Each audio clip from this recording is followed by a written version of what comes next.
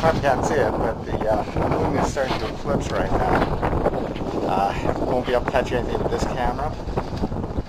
Unfortunately, I'm working, so I'm not going to be able to get it like I usually get it year after year. Yep. Yes, sirree. Uh-huh.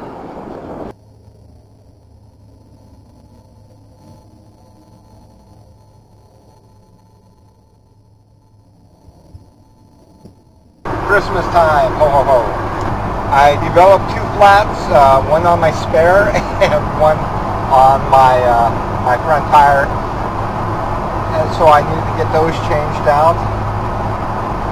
It actually was pretty easy doing the tires this time. Usually I have to get like a slightly different size for this pickup because no one's got my size in tires. It's like pants. So that was done. I did last minute Christmas shopping for my family, and when I say last minute, that means last Friday, and I had to work all through the weekend, so I didn't get much shopping done. My family's really not going to like me talking too much today because, you know, they may give me a B for generosity, but they are probably going to give me a C- for effort. Because, there you go. Those are my Christmas presents. Wow, it's almost 2D, huh? Another thing that I'd like to mention is that it's actually pretty warm right now for Christmas time here in Montana. And I guess we're supposed to get a little bit of snow tonight, but nothing that's supposed to set on the ground. It's supposed to melt right away. I don't know if anyone's been watching the Shay Carl's vlogs, the Shay Cars. I mean, they went back up to Idaho, and it's like 14 above. And here we've been seeing like about 35, 40 degrees during the daytime. You know what's crazy about having Christmas on Sunday? At least in my my perspective here. Being from a small town, it just reminds us the way it was when we were growing up, and every place was closed on Sunday.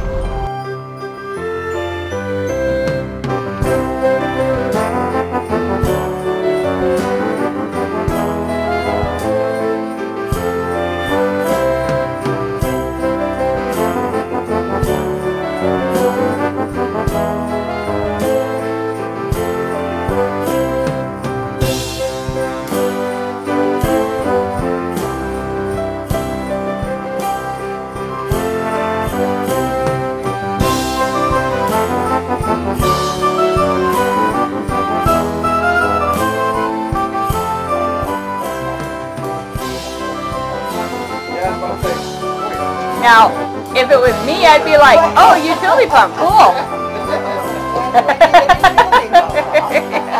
Go along with my gesture. Exactly.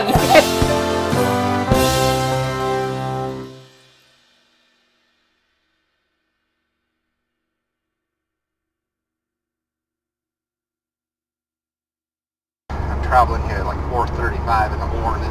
Essentially last night, at least from the rumors, I hope to find out what actually happened, like on the morning news today. The news stations really didn't say very much about it, but the hearsay with it right now is that somebody in my apartment complex, they tried to end their life, along with the life of like a roommate or someone who was with them, and they were trying to do that by gassing out the apartment. I do try to empathize, you know, when considering suicide, especially this time of year. But it's kind of hard to empathize with somebody who is not only deciding to, by their own will, end their own life, but also put somebody else's life in danger. I don't know if the person that was with them was consenting to it. I mean, it would be regarded as, you know, homicide anyway through the court systems. But the thing that gets me is that, okay, you're gassing out an apartment that has like 25, 30 rooms in it. you know, and it puts other people in a risk as well. So last night I was archiving a bunch of old footage from back in the year 2000, wedding video stuff, and I was just about to get done with it and then hit the bed because I sleep on the graveyard schedule. So here it is, like about 4 or 5 o'clock in the afternoon, and I'm about to do this, you know, finish up, turn off the light, and then I get a knock at the door saying that they're evacuating the apartments. And initially, so everybody had to go out of the apartment complex, and we stood out in the cold for a good 2.5 hours, waiting for the firemen to break out the windows that were right above my apartment, by the way, and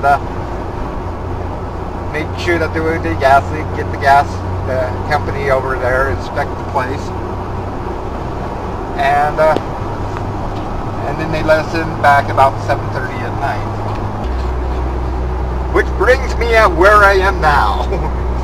This is about 4:30 in the morning. I woke up about an hour or so ago.